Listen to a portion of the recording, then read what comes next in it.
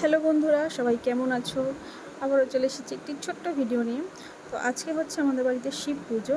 সবাই ওদিকে কাজে ব্যস্ত, আর আমি এই যে প্রদীপের জন্য সলতে কাটছিলাম বসে বসে। আমার কোনো কাজ নেই সেরকম কোনো একটা। মা আর কাকি দুজনে মিলে প্রসাদ সব জোগাড় করছে, আয়োজন করছে।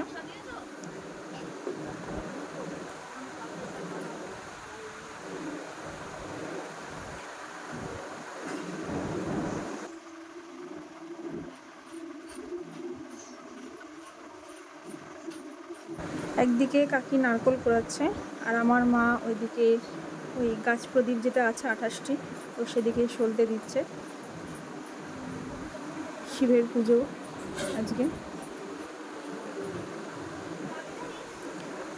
কাকি কিছু একটা বলছিল। এদিকে মোটামুটি সব জোগাড় যন্ত্র সব কমপ্লিট। এদিকে ব্রাহ্মণও চলে এসছে, পুজো শুরুও হয়ে গেছে।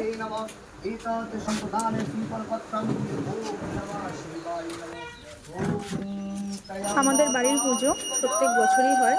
এটা হচ্ছে প্রতিষ্ঠাতা দিবস, মানে আজকের দিনে শিব প্রতিষ্ঠিত হয়েছিল আমাদের বাড়িতে, বাবা ভোলেনাথ। তো সেই প্রতিষ্ঠা পুজো হয় আষাঢ় মাসে অমাবস্যা যেই সময় হয়, তার ঠিক পরে যে চতুর্দশীটা হয়, সেই চতুর্দশীতে আমাদের বাড়িতে পুজোটি হয় শিবের।